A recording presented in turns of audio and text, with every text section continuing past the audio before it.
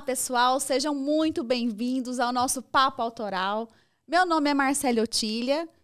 E o meu nome é Tawane Moreira. Somos advogadas e fundadoras do Instituto Brasileiro de Direito Autoral. E juntas resolvemos criar esse podcast para compartilhar com vocês histórias dos bastidores e do direito autoral, de entretenimento. E hoje temos um convidado super especial.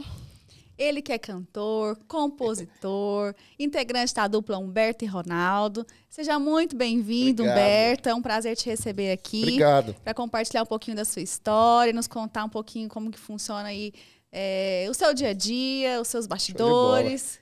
Bom demais. Prazer estar com vocês, estreando, né, o Papo Autoral. E achei muito legal, porque acho que poucos podcasts falam sobre isso, né? E estou feliz de estar aqui. Bom demais. Seja bem-vindo.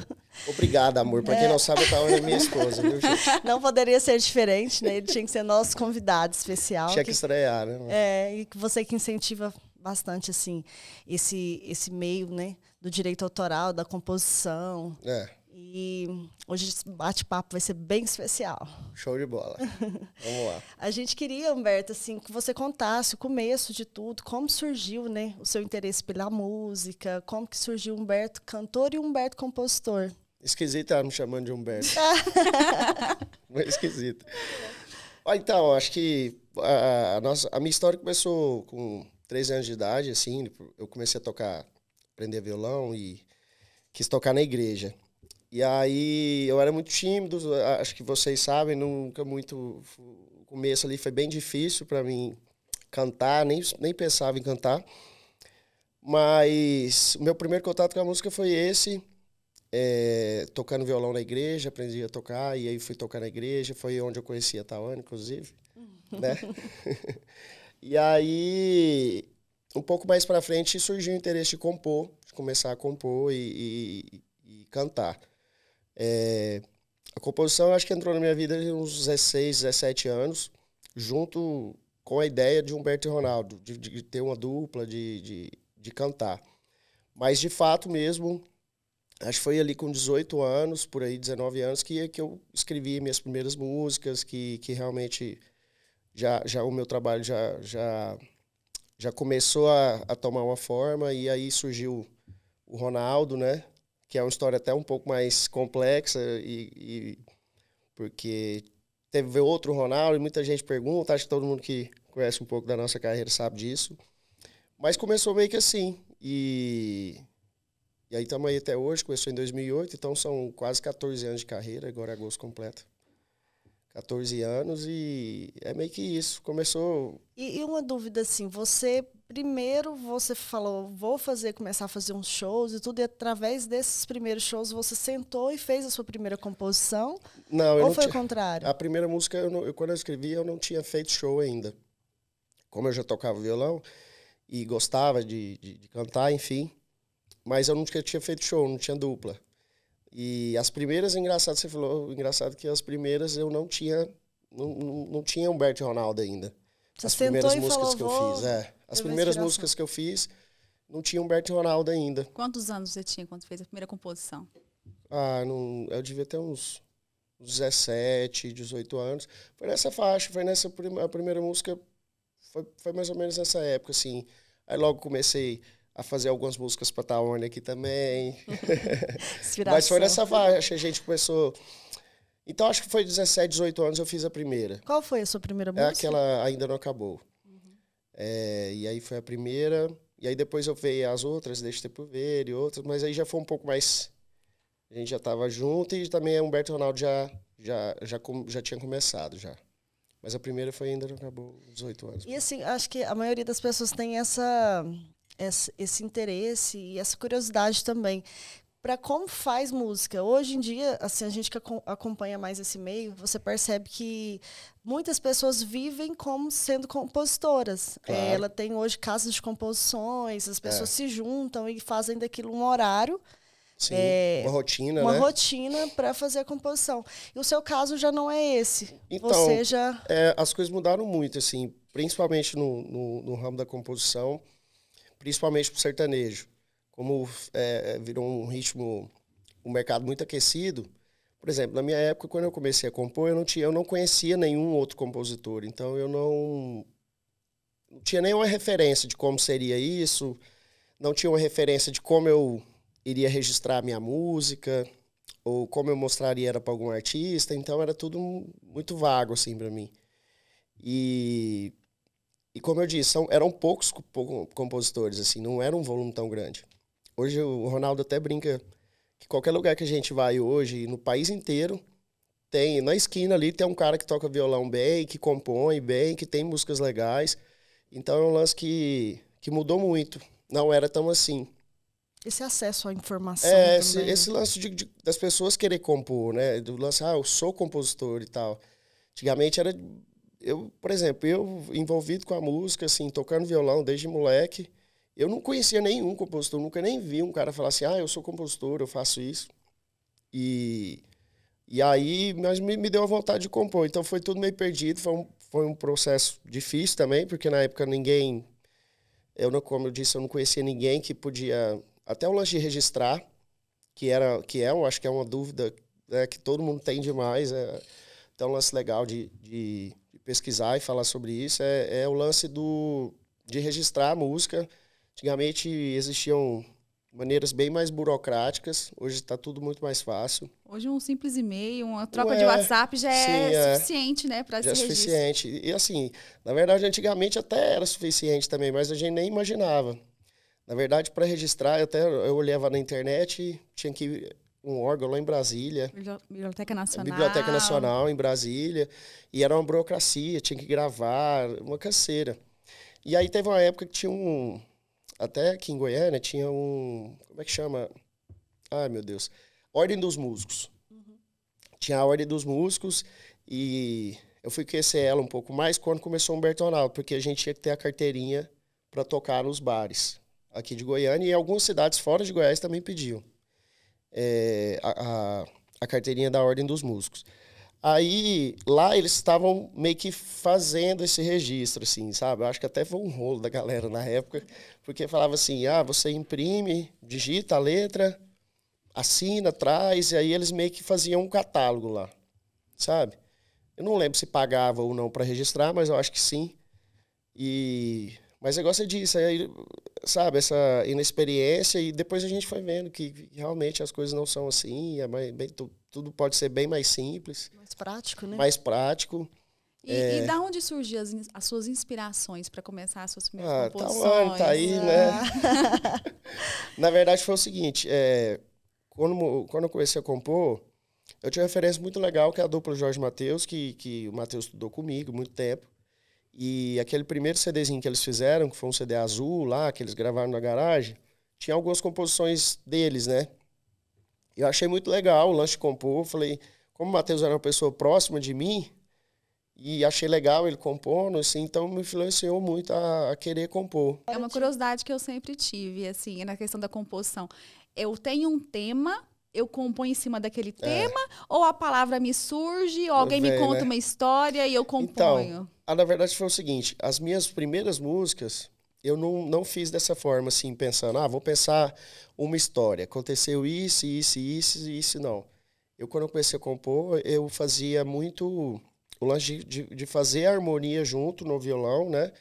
E a melodia, e pensando. E, por exemplo, vou fazer uma música, aí começou, sei lá, foi tudo como eu sonhei, deixa tempo ver. Aí eu vou deixando o texto rolar. Não tem muito aquele lance, assim, existem músicas que a gente faz, né? Pô, aconteceu isso e isso, a mina, sei lá, a esposa pegou o celular do cara e descobriu alguma coisa, então... Mas as primeiras não foram, assim. Foi meio que... Inspiração. Foi rolando, assim. Eu pensava numa ideia, pensei numa melodia e tal. Isso foi legal porque foi um diferencial também no meu estilo de compor. Assim, eu falo até para os meninos, né? Eu não gosto de gabar nem nada, mas o estilo que eu comecei a compor, aquela época, ditou muita regra, assim, no que as pessoas também faziam. Eu falo mais de melodia, de harmonia, de jeito de cantar. Algumas coisas que o sertanejo não fazia. Por exemplo, tá na Noite e Dia, né? Com os meninos que o Jorge Mateus gravou e fez muito sucesso. Então era meio que isso, assim, foi um pouco diferente. Então eu acho que esse lance do meu começo ser natural, assim, ajudou muito nisso. Igual a Amo Noite e Dia, né? Esse bordão, assim. Você começou por ele ou não? No decorrer da música ele surgiu? No decorrer da música ele surgiu. Porque é bem forte, né? Amo, noite e dia. Noite e dia. E foi do decorrer da música. Eu não fiz assim, pensei, vou fazer uma música que fale, né, sobre isso. E como é que funciona? Nasce primeiro a música, depois vem a melodia, ou você vem casando junto? Então, eu gosto de fazer junto. Algumas pessoas escrevem... hoje, nas rodas de composições, como tem muita gente que compõe dessa forma, algumas pessoas são melhores em um ponto ou em outro. Vamos supor, tem um cara que é muito bom de melodia. E existem aqueles que realmente são muito bons de texto mesmo, de ideia. Tem um cara que é muito bom nas ideias malucas, que ele vai soltar sempre uma viagem ali, alguma coisa diferente. Então tem muito isso. Por isso que ficou muito legal o lance de compor junto, assim. Como eu escrevia sozinho, eu gostei muito de compor com a galera, porque realmente eu percebi isso, as ideias diferentes, muita coisa. E todo mundo tem a curiosidade, mas como é que compõe tanta gente junto, assim, né? Aí cada um fala um trem, cada um fala uma frase, uma palavra, mas é meio que natural, vai falando junto. É meio que esse bate-papo que a gente está tendo aqui. E aí cada um vai dando uma ideia, de repente a sua ideia eu não gostei tanto, ou você não gostou da minha, ou você falou realmente uma coisa muito legal. E aí vai entrando num consenso e vai desenvolvendo a música. E aí tem um cara que realmente, às vezes, fica ali com o violão, ou todos ficam com o violão, e vai desenvolvendo a harmonia junto com a maioria das vezes vai todo mundo junto. Assim, não tem esse lance, vou fazer separado. Algumas coisas minhas, assim, eu acho que muita gente também faz dessa forma, é o lance da melodia quando a gente tem uma ideia de melodia, a gente grava. Vamos supor, sei lá, eu falei, vou fazer uma música que eu gostei dessa melodia. E aí depois você vai pensar num papo, no trem. Eu faço muito assim. Eu fico lá em casa, tá, UNV, e eu fico tocando piano, estou começando a aprender um pouco agora, e pego o violão, então eu fico gravando algumas melodias que eu acho interessante, que pode virar uma música. Sabe? Eu faço assim. E algumas das suas músicas foram alguma história que alguém te contou e você reproduziu e traduziu isso em música, ou não teve nenhum caso? Deixa eu pensar. Já teve. Já teve, né? Não, é porque cada música é uma história, igual aquela que foi gravada com Gustavo Lima no começo, no primeiro CD. Chega mais pra cá. Ela era uma música de uma forma... Aquela música foi engraçada porque ela chegou pra nós e era uma música que o João Davi, um amigo nosso, gostava demais, que era de um cantor da cidade dele lá. De Itaberaí. De Itaberaí. Só que eu gostava muito do refrão da música e eu não gostava do corpo dela, né? Não achava legal. E aí eu falei assim, eu vou mexer nessa música. E aí mexi na música e ficou legal. Então já peguei a ideia do refrão, né? Que era o refrão já tinha uma história.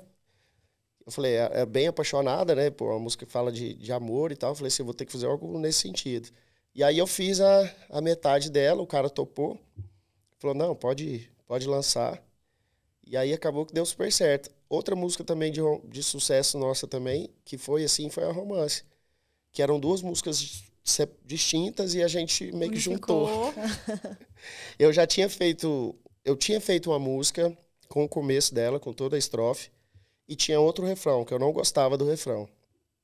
Eu não tinha acertado no refrão. E eu tinha ouvido essa música, que era até então de outros 3 compositores, e eles me mostraram, e eu gostei muito do refrão e não gostei do resto da música. E, por coincidência, casou na mesma nota musical, no mesmo quadro de harmonia. E aí eu falei, cara, eu posso fazer isso aqui e tal, mexi. E aí, a princípio, um dos compositores ficou um pouco resistente. Pô, mas a nossa música é muito melhor e tal, muito legal. Eu falei, cara... Aí eu falei, não, vamos testar. E na hora que eu falei que a gente era um projeto já grande, assim, era o primeiro DVD, participação do Jorge Mateus nessa música, o compositor ficou mais tranquilo e resolveu liberar. E eu, assim, nesses DVDs que eu já te acompanhei, eu acho muito interessante porque tem um corpo, né, para você fazer um DVD, um CD, É uma música que é mais animada, uma música que são estilos. E eu vejo que às vezes vocês pedem isso para os compositores, né? Para mandar, não, olha, para fechar o DVD do Humberto Ronaldo, a gente precisa de uma música tal estilo, né? Tal estilo. E aí essas músicas são encomendadas. Você já vira para um compositor que já é seu parceiro a longo prazo e pede, não, ó, traz para mim, faz para mim naquele tema, daquela forma. Tá demais. Como você disse, no repertório a gente sempre nos nossos eu sempre priorizei, tipo, ser o mais eclético possível nos estilos, cantar música romântica, até que é uma característica da nossa carreira, cantar música romântica, mas música animada. Tem muita música nossa engraçada, cômica. Tipo, uma das primeiras músicas lá, Vendendo Beijo. É uma coisa engraçada. A gente levou ela para um lado engraçado. Então a gente sempre preocupou com isso. De fazer de tudo um pouco nos projetos, nos Vocês DVDs. São bastante ecléticos, né? Se quiser música para sorrir, tem. Se quiser música para chorar, tem. Se quiser música apaixonada, tem. Se quiser dançar, tem também. Tem. A gente estava conversando sobre isso. Falou assim, a carreira do Humberto e Ronaldo, ela é bem interessante porque, assim, ela agrega todo tipo de público. Você quer dançar, você quer ir no show animado, tem.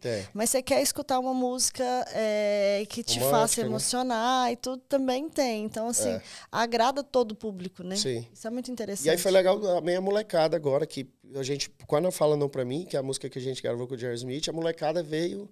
E abraçou, o público né? Infantil, nossa. E é engraçado que é uma música que fala de bebida, né? Não fala não pra mim beber, senão eu morro de beber. E a molecada canta isso e foi muito legal. Eu percebi esse carinho, assim, esse público infantil vindo agora. Ainda mais com a música nova também, que é Saudade Véia. A gente recebe alguns vídeos da molecada cantando, porque fala do cachorro caramelo. Chama atenção. Aí fala a música do cachorro caramelo. Então, a gente sempre preocupou em pegar vários públicos. Esse infantil nunca foi um foco, acabou acontecendo. Mas aí a gente faz, como você disse, músicas de vários estilos. E quando está faltando algo no repertório, a gente pede para os compositores, ou eu mesmo tento fazer algo naquele sentido. Pô, preciso de uma música animada, preciso de uma música que fala de solteiro, preciso de uma música que fala de cachaça, de sofrida, preciso de uma música uma romântica, bonita. Então, tem meio que isso mesmo, assim, a gente preocupa. Até mesmo quando vai virar não só um disco inteiro, mas um single também. Falar, a minha próxima música de trabalho vai ser só ela, o single, né? Vou lançar só a gente... Antes desse último DVD que a gente gravou, a gente estava vindo muito só de single. E foi um período legal, assim. Mas aí porque a gente mesmo focava e falava, agora vamos soltar uma música, sei lá, uma vaneira animada. Agora vamos soltar uma música romântica. Então meio que vai decidindo. E em relação a essa produção, né, que igual a gente falando de DVD, de produção musical, vocês já passaram por vários produtores, teve vários que foram importantíssimos, né? O Zete, que foi o seu primeiro, que fez aquele primeiro CDzinho. E como que é feita essa seleção de produtores? Então, o lance do produtor assim, todo artista precisa mesmo para fazer. Hoje a coisa está mais assim, que alguns artistas também são produtores, né? Tem várias duplas aí que a galera canta. O Fernando Sorocaba é um exemplo, é um grande produtor. Mas, por exemplo, na nossa carreira começou o seguinte: o Zete, ele era de uma banda, que é a banda Mississippi, que fez sucesso aqui em Goiás, não só em Goiás, no Brasil, eles rodaram muito. E aí o Marcos, que estudava comigo, o pai dele era um integrante dessa banda também. E aí, na época, quando eu falei com o Marcos que eu queria começar a gravar, ele indicou o Zete. Falou, cara, tem um Zete lá, que é da banda, e ele produz. A gente foi lá, conheceu o estúdio do Zete, bem pequenininho, mas muito organizado. E aí a gente... Era a única pessoa que a gente conhecia, assim, também. Não conhecia outro produtor musical. E, assim, conhecia de eu falar, mas era muito caro. Por exemplo, o próprio Pinóquio, assim, que é um dos maiores produtores musicais, assim, da história da música sertaneja, tem muito sucesso. E ele... Era um sonho, assim, gravar com ele. Eu nunca nem imaginava, assim. Vai gravar com o Pinóquio. Então, o Zete surgiu nesse momento e nos ajudou muito. A gente meio que produziu o disco junto. Assim, porque como é um disco muito autoral, tinha muitas composições e muita cara nossa, assim, de arranjo, de tudo, a gente meio que produziu junto. Então eu já cheguei com as músicas meio que, as ideias, assim, prontas para ele. Falei, Zé, eu quero assim, tal, assim, assim. E aí ele seguiu, a gente entendeu muito bem a ideia. E eu tenho que agradecer muito o Zé também, porque ele é um cara que, quando a gente tinha outro Ronaldo, tivemos um problema lá, e ele saiu, e entrou o novo Ronaldo. E eu era a segunda voz. Então o Zé foi um cara que me incentivou muito a cantar. Acreditou muito em Acreditou muito. Falou assim, não, você vai ser primeira voz. E eu falei, no dia que ele me falou isso, eu falei, não tem nem como. É impossível cantar de primeira. Tem nem como. Aí ele falou, cara, vai lá pra sua casa, canta lá 1 semana, 2 semanas. Você vai gravar esse disco, você vai fazer primeira voz. Eu falei, vou tentar. Aí acabou que eu virei primeira voz. Então é um cara assim que mudou a minha vida. Ele faleceu, infelizmente, alguns anos atrás. Mas é um cara muito especial, que sempre vai estar assim no nosso coração, no meio do Ronaldo. Fez parte do Humberto Ronaldo. Fez parte. É o cara que deu o pontapé, assim, sem dúvida, foi ele. E ele era um cara muito dedicado e tudo, só que esse lance da produção musical, assim, ela como é que eu vou dizer? O lance da qualidade, assim, sabe? Quanto mais recurso tem, mais qualidade vai tendo. Então, as produções vão ficando mais caras, equipamentos, enfim. E o Zé era um cara muito simples e tal, e então a gente não conseguiu tirar muita qualidade de som. Logo, a gente teve que regravar esse disco com os mesmos arranjos, com tudo. Apenas gravou de novo para ter uma qualidade melhor. Na época também, a gente não podia pagar alguns músicos. Então, por exemplo, existem alguns instrumentos nossos lá que foram gravados de MIDI, que a gente fala que são instrumentos eletrônicos. Por exemplo, a bateria do primeiro CD ela não foi gravada ao vivo. Era uma bateria eletrônica. Isso para otimizar custo. Para custo, porque não tinha grana e toda vez que você vai gravar tem que pagar... Ou você paga a faixa para o produtor, vou cobrar R$1.000 essa faixa aqui, e aí o custo é dele... ou ele fala assim, vou cobrar tanto e vocês pagam os músicos, então é combinado. E aí a gente não teve tanta qualidade com isso, por causa disso, por causa dessa falta de grana. Assim que as coisas começaram a melhorar, que já entraram os primeiros empresários e tal, a gente já regravou tudo isso. Já regravamos, não foi mais com o Zé, quem regravou na época foi o Bigair. O Bigair regravou e aí fizemos aquele mesmo CD, apenas com um pouco mais de qualidade. E aí depois, no nosso primeiro DVD, aí veio o Pinóquio. Aí realmente a coisa subiu assim de nível. O Pinóquio veio através do Marquinhos, que era nosso empresário na época. Então veio através dele, porque ele já tinha produzido o Jorge Mateus, uma galera, a gente estava no mesmo escritório. Então, assim, é sempre a escolha do produtor. Os primeiros são meio que as pessoas que ditam, assim, né? Mas depois a gente começou a escolher. Quando as coisas começaram a melhorar, a gente começou a entender e a escolher com quem a gente queria, com quem a gente se identificava mais. Até esse último DVD de vocês, né, com o Júnior Melo, Foi o Júnior Melo. Ele vem assim resgatando bastante a essência do Humberto Ronaldo, ficou bem legal. Bem interessante. Quando eu fui escolher esse produtor aí, assim, quando a gente estava fazendo os trabalhos com o Blenner Michael, que é aqui de Goiânia, que é um irmão também, um cara que sempre somou muito na nossa carreira. Já tinha alguns anos já que a gente fazia com o Blenner, a gente ficou muito tempo com ele, acho que foi o produtor que ficou mais tempo no Humberto Ronaldo, que a gente gravou mais tempo juntos. E aí depois eu conheci o Juninho, que também foi acertando muito, fazendo muito sucesso, destacando muito com a produção dele. Ele produziu o Ícaro e Gilmar, que são próximos. E aí eu falei, vou conhecer o Juninho. Já conhecia ele do meio musical, já tinha inclusive ido no estúdio dele, o Uberlândia, a gente já tinha trocado uma ideia, mas não nada para gravar alguma coisa juntos. E aí eu passei realmente isso para ele, falei, Juninho, então eu quero resgatar o Humberto Ronaldo, aquele som e tal que a gente fazia. Então é meio que isso, a escolha do produtor assim, é muito do artista hoje.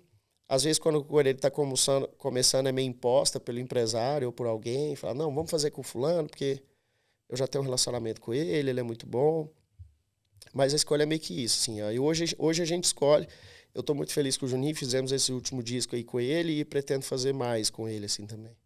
E como que surgiu, assim, o projeto Copo Sujo? Que é um projeto, assim, muito interessante de vocês, que tem muitas visualizações no YouTube. E abraçou muito, né? E a gente que acompanha os shows, eu, a Marcele, a gente cresceu junto. Então, assim, a gente viu toda a história do Humberto e Ronaldo. Vê o tanto que ele é querido pelo público. Você vai nas casas, você vai nos shows, todo mundo fica, assim, à espera desse momento. O Copo Sujo, Então, surgiu... aqui em Goiânia, a gente fez algumas lives lá no Caditos. Na época não era nem live para Instagram, era live transmitida pelo Facebook. E aí começou de forma muito simples. A gente fez uma live lá na primeira vez, convidamos alguns amigos, algumas pessoas, e fizemos a live lá pro Facebook. Foi legal. Aí, na segunda live, a gente também repetiu, já foi pro Instagram e tal. E a gente fez da mesma forma. Convidamos uma galera, só que aí já começou a vir gente. A galera já começou a sacar. Aqui era um bar... como é que chama aquele setor lá? Parque das Laranjeiras, né? Parque das Laranjeiras. Fizemos lá. Aí, foi no Caditos, né? Foi no Caditos. Foi lá no Caditos. E aí, quando a gente ia fazer uma outra live, do nada, assim, falou assim, vamos fazer uma live essa semana? Tá parado pra gente... sei lá, alimentar as redes, enfim. Isso já estava na pandemia ou foi durante? Não, foi antes da pandemia. Antes não tinha pandemia ainda não. E aí eu falei assim, vamos fazer? Vamos. Aí eu conversei com o Rafa, nosso empresário, ele falou, vamos fazer. Ele falou assim, vamos gravar? Vamos gravar esse negócio? Porque o Ícaro Gilmar tinha feito um projeto assim, que é o Sextou Bebê, né, deles, há poucas semanas antes, né? E eu tinha achado muito legal. Só que eles fizeram na casa deles e tudo. E eu falei, cara, a gente já tem esse lance lá do Caditos, que todas as últimas lives encheu a rua. Seria legal a gente filmar isso mesmo. Falei, vamos filmar. E aí filmou, e não tinha nome, não tinha nada. E filmou e o material ficou pronto. E aí mostrou, na hora que eu ouvi, falei, cara, mas isso é muito bom. Falei pro Rafa, isso aqui é bom demais. E ele já tinha criado o projeto do Ícaro Gilmar, que é o Sextou Bebê. Falou, vamos criar algo similar para o Humberto e Ronaldo também, que eu acho que a galera vai consumir muito. E aí a ideia do nome foi dele. Ele falou, cara, Copo Sujo, porque lá é um copo sujo. Na época hoje já tá mais, eles reformaram lá, tá mais chique, né? O Caditos também, infelizmente, faleceu. E aí ele falou, vamos pôr esse nome Copo Sujo. Aí foi muito legal. Aí a galera aceitou demais. Porque realmente a simplicidade, o lance de estar sentado ali no boteco e bebendo, e a gente errando música. E foi uma gravação muito aleatória, assim, a gente não... Bem à vontade, né? Não, reletra. Então a galera gostou demais daquilo ali. E a gente também gostou muito de fazer. E aí cantamos algumas músicas inéditas, que também a galera começou a gostar. E aí depois virou um projeto de estrada. A gente começou a fazer na estrada. O Copo Sujo, que aí foi muito massa, porque aí é um show que a gente faz, é um show de 4 horas, 3 horas e meia, 4 horas. A gente bebe muito também no show, a gente se diverte muito no show também. É um show bem intimista, próximo das pessoas, não tem aquele lance do palco, não tem cenário, sabe? Não tem painel de LED, não tem nada. Então a gente fica ali do lado das pessoas, e bem próximo, e tomando uma cachaça com eles e cantando. Esse aí já é o segundo, já é o Copo Sujo. Esse aí já foi na pandemia. Esse aí, a gente teve um problema, acho que todo mundo teve esse problema na pandemia, a gente ia gravar ele com o público. Esse Copo Sujo ia ser lá no São Benedito, que chama lá. Né? Próximo Varjão. Próximo Varjão. Esse Copo, ó, pra você ver como é que é engraçado. A gente ia gravar lá no... A gente até gravou um clipe lá, na Volta pro Seu Negro, e aí ia gravar no mesmo lugar. Era uma rua, é uma cidade... Uma currutela, não é currutela, assim, às vezes eu vou falar, o povo vai achar até ruim. Não é currutela, é bem próximo, pequena. É um vilarejo, né? Porque faz parte do município de Varjão. E aí a gente gravamos o clipe lá, achou legal. Então algumas das ruas lá onde a gente ia gravar não tinha asfalto, a gente ia gravar num barzinho lá muito simples. Resgatando a simplicidade. Ia ser muito simples, até mais que o primeiro. Ia ser mais Copo Sujo do que o primeiro. Só que com um pouco mais de qualidade na questão do áudio, assim. A gente ia gravar melhor, ia pôr uma banda. E aí, como a gente fez nesse. Só que aí, no dia da gravação, a gravação era num domingo, a pandemia começou, tipo, na semana. Tipo, quinta, sexta-feira. Eu tava na estrada, a gente tinha um show sábado e já ia gravar domingo. O nosso show de sábado já foi cancelado e o pessoal de domingo, o pessoal da cidade lá, como ia ser aberto, eles resolveram não deixar a gente gravar. Falaram, é perigoso e tal, tem muito idoso, aí não rolou. Aí a gente teve que gravar ele, mas sem público. Foi legal também. Foi uma live, né? Foi uma live, fizemos uma live. Fizemos uma live e falei, cara, vamos gravar essa live pra gente soltar o Copo Sujo 2, que tinha mais músicas inéditas do que o primeiro. Mas eu quero esse ano ainda fazer o Copo Sujo 3, que aí eu quero fazer ele bem botecão. Voltando àquela origem. Voltando à origem do primeiro mesmo. E a aceitação dele é maravilhosa, assim, as pessoas se divertem, tipo resgatando o sertanejo raiz. Universitário mesmo, aquele raiz do começo e tal. Então, na estrada a gente sentiu isso. Onde ia, assim, são eventos menores, não são eventos, assim, como a gente faz uma pecuária para um número grande de pessoas. Era ali umas festas para 2.000 pessoas, 1.500, geralmente em lugares bem menores. Para ter uma proximidade maior com o público, né? E aí começou, tipo, os primeiros esgotaram. A gente fez lá São José do Rio Preto, esgotou, Uberaba. Várias cidades que a gente ia fazendo, foi esgotando, porque a galera gostou muito do formato. Não tinha nada, não tinha nem abertura o show tem, pra você ter ideia, assim. Eu boto os meninos... boteco de mesa mesmo, os caras de bar, ficam né? tocando um violãozinho lá, assim, e eu já entro, já falo, galera, sejam bem-vindos, isso aqui é o Copo Sujo e tal, e não tem regra, não tem nada, e moda, e cachaça. E nessa pegada desse projeto, vamos falar um pouquinho da pandemia, né? Como é que foi para vocês viver a pandemia, vocês que viviam de show, né? Você ainda tem a questão da composição, mas o que impactou na vida de vocês como dupla? Nossa, foi um momento muito difícil, sim, porque nós ficamos aí praticamente 2 anos parados, né? E a nossa receita, a receita principal, acho que de qualquer dupla sertaneja hoje, é o show, né? A gente precisa do show para gerar receita e fazer grana. Então, a gente teve que paralisar realmente todas as nossas atividades, porque não estava tendo show, não tinha show. Começaram a rolar um pouco mais ali do meio da pandemia, começaram a rolar alguns shows particulares. Abriu a mente nossa para essas opções. Por exemplo, um cara que tinha uma condição e queria contratar o show no Humberto Ronaldo exclusivo para ele, para um aniversário, para um churrasco, começou a rolar, começou a acontecer. E como a gente estava sem trabalhar, a gente teve que realmente buscar uma nova forma, né? E aí começou a rolar isso. E aí o Copo Sujo nos ajudou muito nesse sentido. Porque era um projeto acústico, simples. Não dependia de muita estrutura, né? Nem de músicos. São 2 músicos ali no máximo, a gente fazia o Copo Sujo. 2, 3. Então a galera começou a contratar muita gente. A princípio, alguns amigos conhecidos, assim. Os caras tinham uma condição financeira legal e tal. Falaram, cara, vem cá bater uma viola aqui pra nós. Vamos meio que pagar o cachê pra vocês, enfim. Aí a gente começou a rolar. Começamos a fazer dessa forma. Aí começou a querer abrir, teve uma época que fechou de novo, né? Então pra gente foi muito complicado. Pra mim, pessoalmente, não posso falar que eu gostei da pandemia, né? Porque no momento acho que ninguém gostou disso. Mas, para mim, com a minha família, eu tive mais proximidade. Eu fiquei ali 2 anos mais dentro de casa. Agora, em agosto, a gente completa 14 anos de carreira. Começamos em 2008, 14. E eu nunca tinha parado. Eu nunca tinha parado, assim. Tem 14 anos da minha vida que eu não tinha... 12 anos eu fiquei sem tirar o pé do freio mesmo, assim, trabalhando, fazendo show todo mês. Tirava, lógico, sempre tive com minha família e tal. Dos meus 2 filhos, eu não vivi com a Helena o que eu estou vivendo com o Theo, por exemplo. Questão de estar mais junto, né? Então, assim, no aspecto pessoal, foi muito bom para mim nesse sentido. E agora, profissional, realmente foi catastrófico, assim, eu acho, para a música, para todos nós. Mas, graças a Deus, voltou assim, com gosto de gás mesmo. A gente tem observado que o pessoal tá com sede, né? De festa, sede de show, quer todo mundo sair. Todo mundo. É verdade. Voltou muito aquecido, né? Voltou muito aquecido.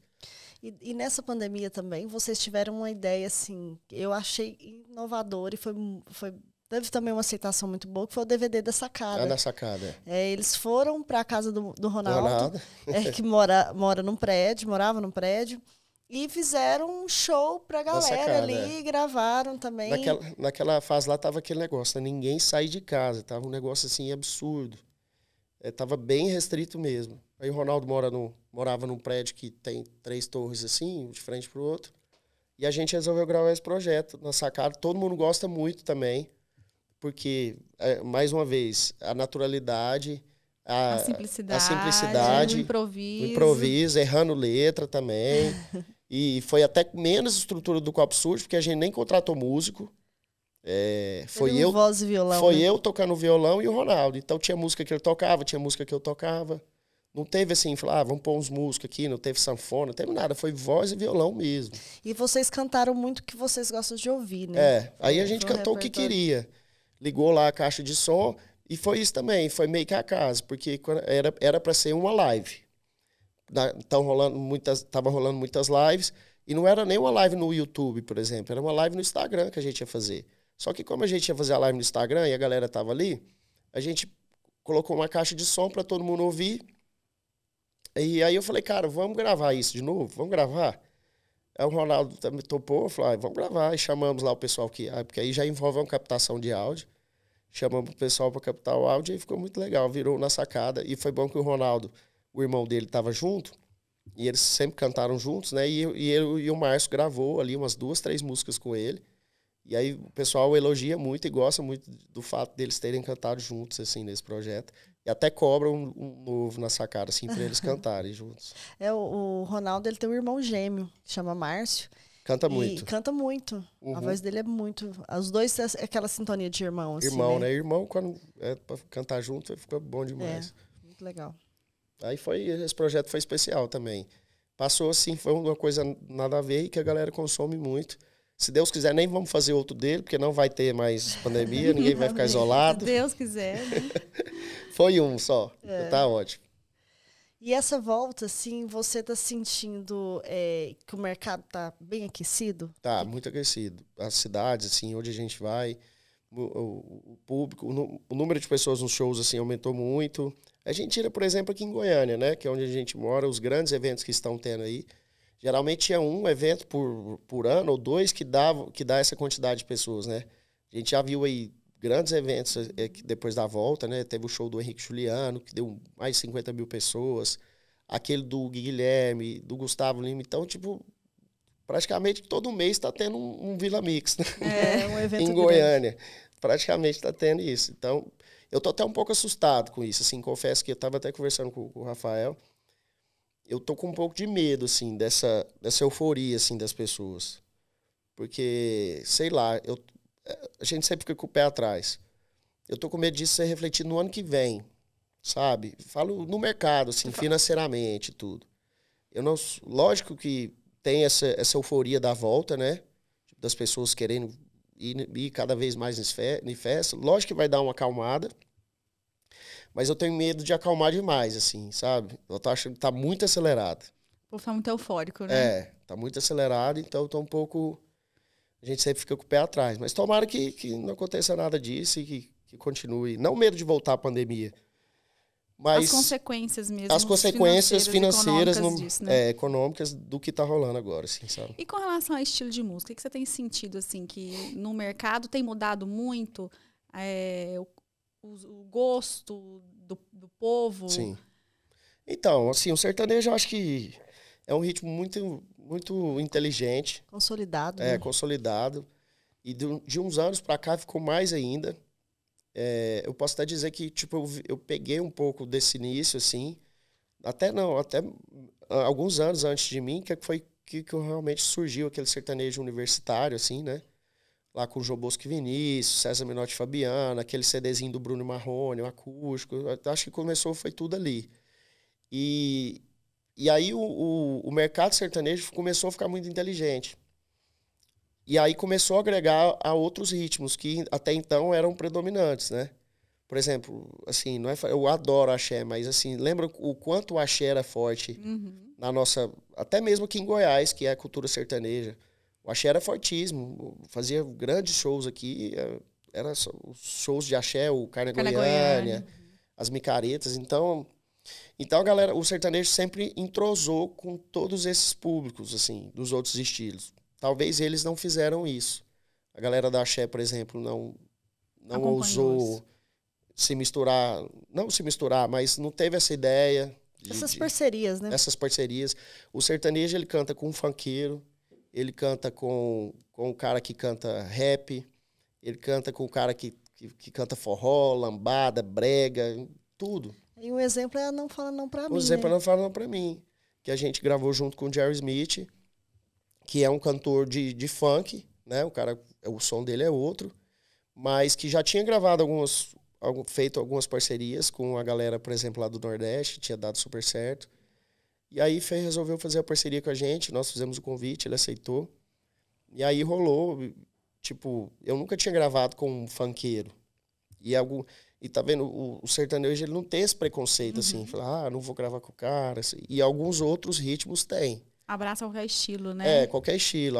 Aí, por exemplo, a galera que canta, de repente, tal estilo, já não canta. Então, assim, a maior referência disso é você olhar costumo dizer, é olhar nas plataformas digitais, sei lá, pega o Spotify, o Deezer, qualquer um que vocês gostam, que a pessoa tem preferência, consome. E vai lá nas tops, olha lá as músicas mais executadas. Então, tipo assim, teve uma época que eu fiquei a galera do sertanejo ficou até um pouco preocupado, porque você olhava lá, só tinha funk. Só funk. E aí deu uma preocupação, acho que a galera do sertanejo, principalmente agora na pandemia. Porque aí todo mundo ficou, pô, tem que abrir a cabeça aí.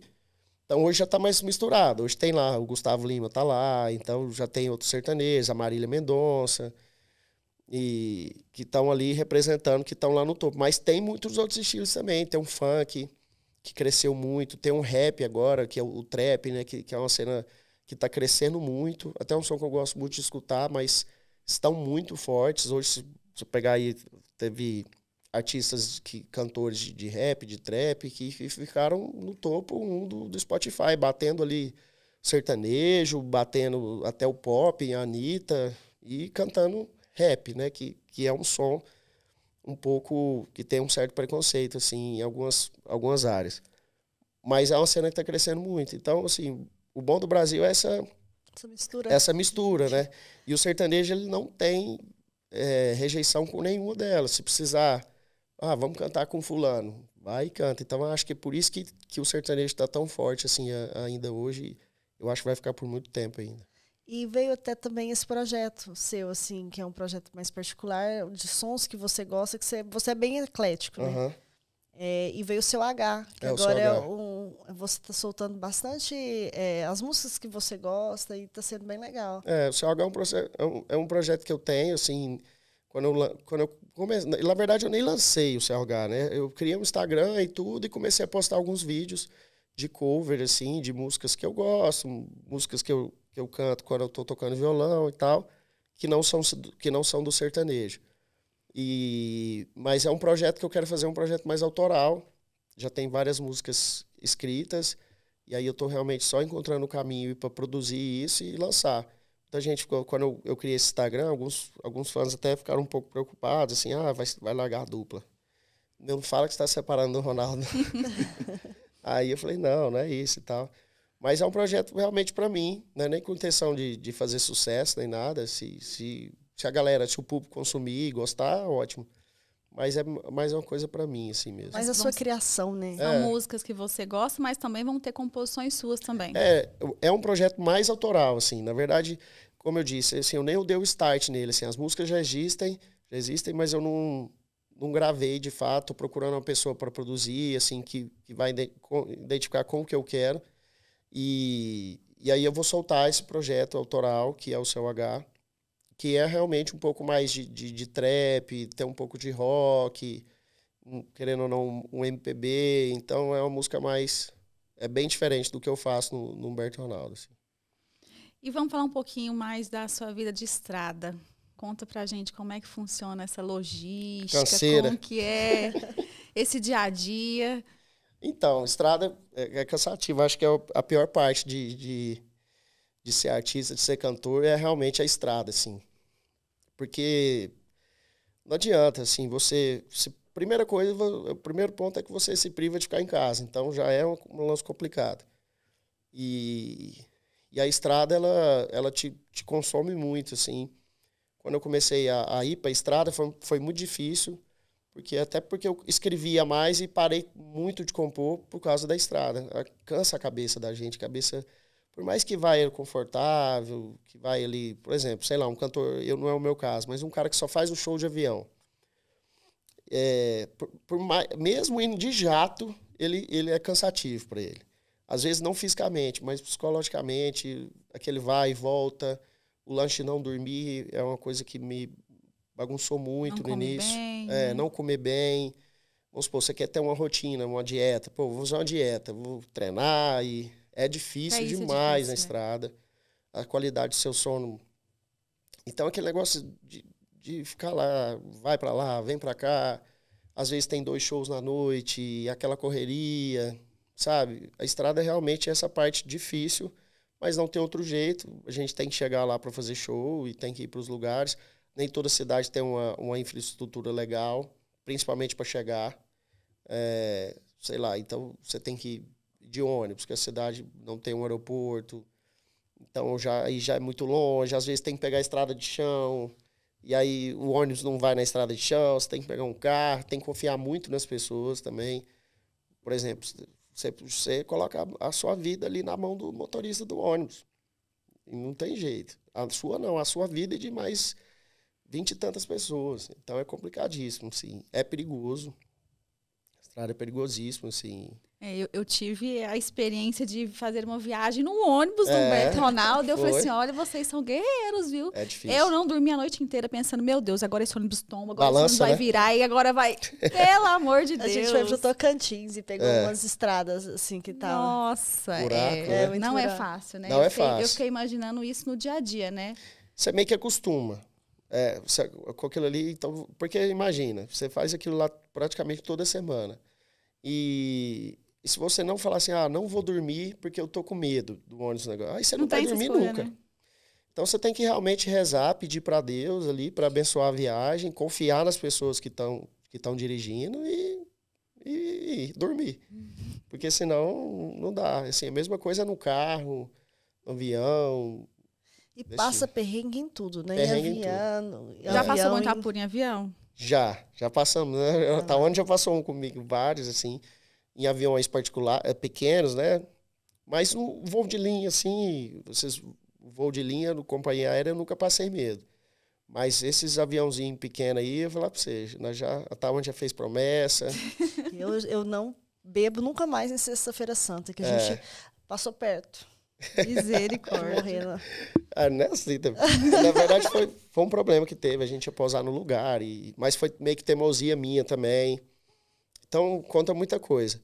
Mas é o que a Tawane falou, é muito perrengue, às vezes é falta de tempo também, você chegar no lugar correndo e ter que fazer as coisas, e às vezes o hotel não é legal, sabe? Assim, vou dar um exemplo simples, sei lá, às vezes o hotel tem um chuveiro, mas o chuveiro não tem água quente, não está funcionando. Não é que, vai tomar banho na água. Eu não gosto de água fria de jeito nenhum. E aí tem que tomar banho na água fria, ou é muito quente, não tem ar-condicionado, ou às vezes nem tá muito limpo o negócio, sabe? Então... Passa todo tipo de situação, né? Eu lembro uma vez que você foi viajou de ônibus, você me ligou e falou assim, amor, nós tivemos que descer do ônibus e ir a pé pro ônibus passar, porque era uma ribanceira. A gente pegou um caminho que, teoricamente, não era para ter pegado. Era chegando em Criciúma, se eu não me engano. Era uma descida, uma serra, né? E aí a pista era assim, ia descendo, igual filme mesmo. Só que era pra gente ter ido por outro caminho, porque todo mundo falava assim, não, lá é impossível, lá não passa ônibus. Inclusive, lá a gente foi pesquisar depois, é tipo uma pista mundial de drift lá, que os caras usam pra fazer aquelas corridas de carro, derrapando, o trem mais doido do mundo. E aí o ônibus foi lá e a gente não tinha como voltar pra trás. E aí... Era muito difícil do ônibus passar assim. Então era não sei quantos quilômetros de descida, assim. Todo mundo ficou com tanto medo, a gente já é acostumado. O ônibus passava tão perto assim da ribanceira que desceu todo mundo do ônibus. Todo mundo desceu do ônibus, foi andando. E o ônibus, pra você ver, a gente foi andando na frente, assim, e cada curva o ônibus ia fazendo. Aí era tipo uns 5 minutos para ele fazer cada curva. Aí ele parava e voltava e dava ré. Então tem esses perrengues. É difícil. É a vida de quem vive na estrada, né? É assim. Não tem jeito. As pessoas pensam que é muito glamour, né? A vida do artista, né? Não vê aquilo como uma profissão. Sim. É só diversão, é farra, só diversão, né? Alegria e tudo, mas tem muito perrengue, né? A gente vende isso, né? Você tá ali em cima do palco, você vende alegria, você vende emoção, você fala de amor, fala de festa, tá ali para animar a festa e a vida das pessoas. Mas o por trás, o bastidor, ele é muito complicado, assim. E para chegar, principalmente nos lugares, ir embora, a logística, cantar é bom demais. A gente faz ali 1h30 de show, 1h30, 2 horas. Aquele momento ali é lindo. Mas, assim, chegar até tá tudo pronto para aquele momento acontecer, envolve muita gente, envolve muito tempo. E aí é a canseira. E aí desmontar tudo e correr pro outro. E às vezes tem uns problemas por trás, assim, também, né? Às vezes a pessoa tá doente, às vezes o artista ele não pode demonstrar isso. E às vezes não as tá pessoas. Bem, né? E uma cidade que te espera, ela tá ali querendo que o artista esteja bem, que ele tire foto, que ele faça isso. E ele esquece que ele é um pouco humano, que ele é humano e que ele tem uns problemas para estar ali, para chegar e tudo mais. E aí como você diz, espera muito da pessoa, assim. Ela quer ver no palco, no show, aquela pessoa que ela vê ali no DVD, que vê na internet e tal. E às vezes não é assim, né? Tipo, muita gente queixa, assim, fala... Acho que todo artista é julgado nesse ponto. Que fulano não atendeu os outros, não tirou foto, não sei o quê. Eu acho que tem que existir um bom senso aí de todo mundo também. Porque às vezes você chega no show, é muita gente que quer tirar foto. Você não vai conseguir tirar foto com todo mundo ali. Até pelo tempo e tudo. E aí aquela pessoa que você não tirou foto ali, as 2, 3 pessoas só que vão te crucificar, assim, sabe? Então a galera não entende muito isso. Tem que ter um psicológico muito bom, né? Também para ser artista, né? Para lidar com toda essa carga. Lidar com isso, O lance é muita energia, assim. Imagina, você tá num palco e todo mundo olhando ali para você, com a energia concentrada em você e tal. Pega muita energia boa, mas também pega muita energia ruim. Então é meio que complicado, assim, lidar com isso. Difícil. E você que já está no mercado há um bom tempo, você que já está aí se mantendo consolidado, se você pudesse dar uma dica para quem está começando agora, qual que seria seu conselho para quem sonha em começar a cantar? Entendi. Então, todo mundo que me pergunta isso, eu sempre falo para buscar ser diferente, assim. Diferente do que as pessoas estão fazendo. Todo mundo me pergunta, às vezes, sobre um artista que está começando, o que você acha? Se vai... Aquele negócio, você acha que vira, não vira? Eu não duvido de ninguém, de mais nada. Algumas pessoas, a gente aprende isso errando. As pessoas que eu julgava que, tipo, não sei, será? E realmente a pessoa ia lá provava o contrário, porque ela queria. E acho que a primeira coisa é batalhar e ir para cima mesmo. E tem que ser diferente, realmente, em algum aspecto. Como no lance do sertanejo, eu falo isso muito para a galera. O lance de compor ajuda muito. Mesmo que o cara, às vezes, não escreve, mas ele tem que ter alguma coisa diferente. Ele tem que ter um timbre de voz diferente. Porque as pessoas estão querendo cada vez mais... Eles estão cansados do comum, assim, sabe? Então tem que ter algo diferente, assim, naquele artista, tem que existir. Então, acho que é dedicar, buscar isso de diferente, encontrar isso diferente em você e se dedicar ao máximo. Acho que tudo que a gente faz na vida tem que ter dedicação, pegar com Deus mesmo, ter fé em Deus. Todo mundo fala, ter fé em Deus, não pisar ninguém, mas é justamente isso aí, não passar por cima de ninguém, fazer o seu, que uma hora vai chegar e tem que ter paciência, tem que ter calma para chegar na hora certa e estar preparado. Certo. E a gente tem um quadro aqui que chama Win Off, né? E ele é para compartilhar histórias. A gente busca no passado, de vocês algo para inspirar também. Aí a gente achou esse caderninho aqui. do Humberto. Esse é a vida financeira. Esse é antigo, né? Isso, é a vida financeira de 2010. 2010? 2010. Ah, acho que até antes. Acho que é 2009, 2010. É, antes, Esses últimos shows que eu peguei aqui já é mais pra frente. É. Mas eu achei tão interessante que você anotava tudo. Você era seu financeiro, né? A gente fazia meio que um controle para... Na época era até muito mais simples, hoje é muito mais coisa envolvida.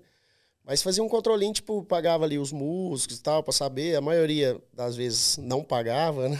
Não, então, que interessante. Tipo assim, você fez um show em Jussara.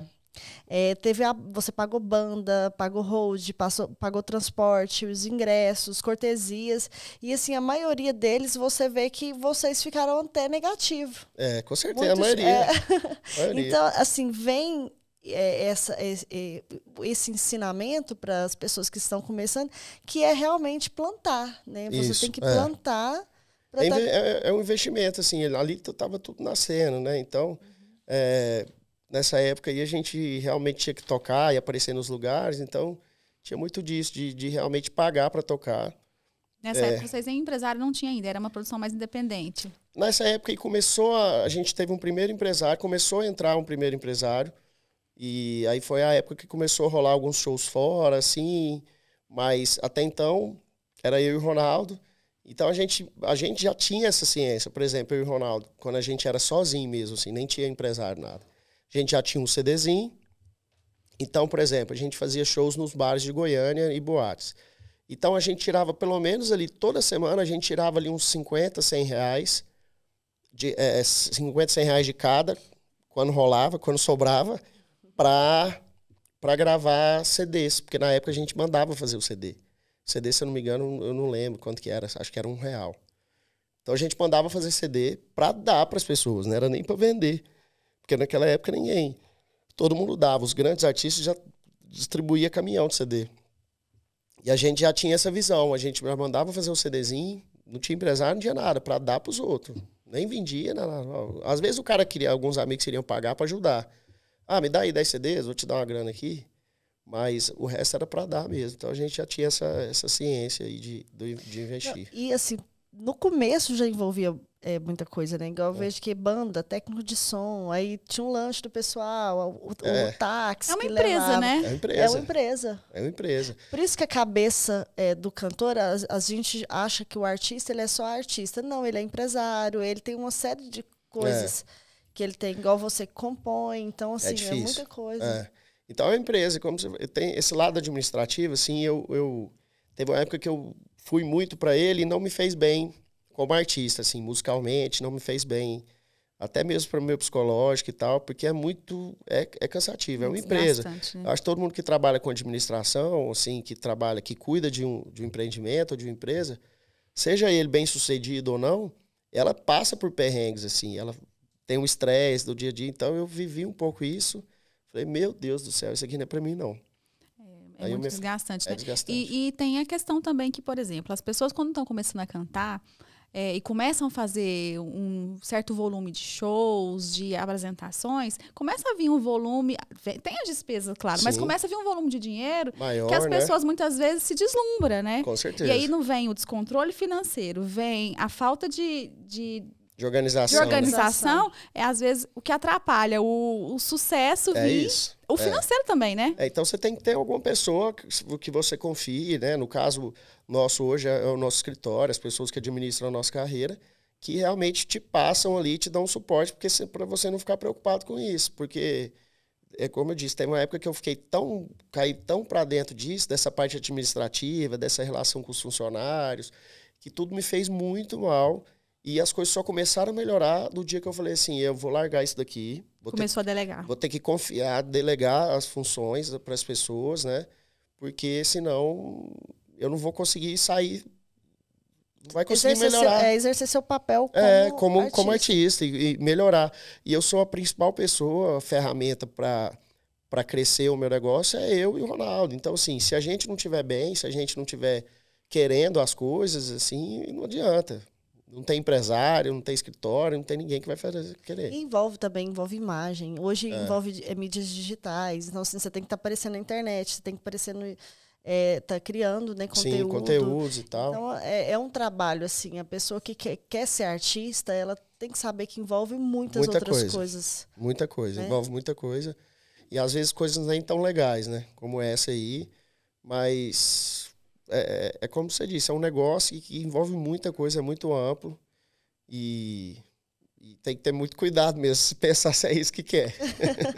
Porque se não é só alegria, não. Não é só alegria, não. Porque se der certo... Porque a galera vê assim, eu quero estourar, quero fazer sucesso, quero fazer show, quero ganhar dinheiro. Isso vai acontecer. Se você fizer sucesso, isso tudo vai acontecer. Mas virão outras coisas também. E assim, acaba que o artista é sonho. Então, sonho. Assim, igual eu que te acompanho há muitos anos, eu vejo, tem outra alternativa. É sonho, é dom, entendeu? Então, assim, você vive música, você respira música. Então, não tem, assim, fazer certinho e Deus vai abençoando que as coisas vão tipo, o adolescente, a criança fica imaginando, né? Nossa, eu quero, sei lá, quero ser um rockstar. Né? Mas aí, tipo, eu tinha esse sonho mesmo de cantar, de virar, de ficar famoso.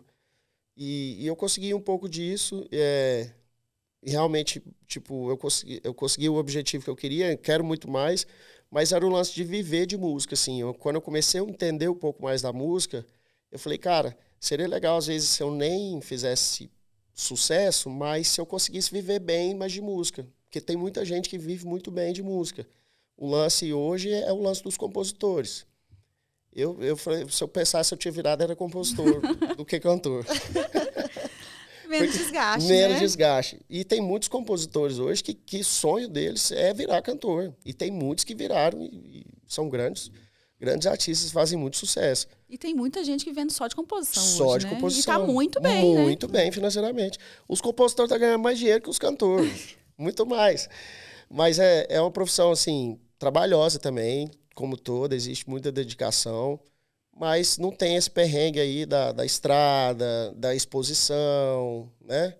Então, hoje tem muitos compositores aí que vivem muito bem financeiramente e têm uma vida mais tranquila do que a de um artista. E um lance ali só de compor, de tal. Muita gente cobra assim, você podia compor mais. Tem épocas que eu fico mais nesse lado. Até entroso mais com os compositores para escrever, para compor, mas isso me consome muito, porque ainda mais agora que os shows voltaram, então, sei lá, essa semana vou ficar em Goiânia 2 dias na semana. Beleza, se eu tirar uma tarde para compor, eu já vou deixar de estar aqui, eu já vou deixar de estar com minha família, eu já vou deixar de fazer alguma coisa que eu quero, sei lá, vou deixar alguma coisa que eu gosto para estar ali compondo, entendeu? Aí então a coisa muito de fase, então, É, muito de fase. Agora eu tô mais assim quando eu vou gravar, realmente. Vai gravar um projeto daqui tanto tempo, aí eu me dedico. Aí eu começo a compor mais, existe um esforço maior. Mas agora, essa fase eu tô mais tranquilo, a gente acabou de gravar um DVD no final do ano passado e tá soltando as músicas aos poucos. Então a gente tem música para soltar aí há um bom tempo, então eu vou ficar mais tranquilo. E as músicas desse novo DVD estão estouradas, tá, né? Eu gosto. A minha preferida desse atual projeto é Parede Invisível. Eu acho sensacional essa música. Legal. Ela é linda. Então, aí a gente está lançamos o primeiro EP e vai sair agora os próximos, né? Nas próximas semanas. É o disco que a gente ficou muito feliz e vamos estar muito feliz com o resultado também. E aí preparar algo novo. Eu acho que o próximo projeto talvez seria um Copo Sujo 3, que eu tenho vontade de fazer. Talvez seja ele que eu quero gravar esse ano ainda. Mas aí vamos ver como é que vai sair esse disco, deixar rolar aí pra ver. E deixa o tempo ver, né? Deixa o tempo ver. É isso aí. A gente gostaria de te agradecer pela disponibilidade, por estar aqui presente com a gente e esse apoio. Obrigado. Né? Tamo junto, eu que agradeço. É um prazer te receber aqui. Você aqui para nós vai ser uma grande inspiração. Quero vir mais vezes. Quero vir mais vezes. É uma honra ter você conosco aqui, a sua humildade nos encanta. Eu que te acompanho há muito tempo, né? A gente tem desde o início, praticamente, assim, para mim é um motivo de muito orgulho te ver onde você está. Obrigado. E eu espero que seja assim muito sucesso, que você permaneça nesse ramo, que seus sonhos sejam realizados, né? Amém. Tomara. É isso, né? Eu que agradeço vocês, desejar boa sorte aí no Papo Autoral. Acho que a galera que tá de casa aí, tá ligado? Vão vir muitas pessoas interessantes aqui. cada um no seu estilo, assim, né? Cada um falando sobre o que vive. Então, vocês aí, todo mundo se inscreve no canal, né? Deixa o joinha, comenta aí o que vocês acharam. E é isso daí. Obrigado e boa sorte, sucesso. Obrigada, gente. Obrigada. E vocês fiquem ligadinhos que a gente vai trazer muita novidade aqui no nosso Papo Autoral. Obrigada, gente. Tchau, tchau. Até mais. Beijo.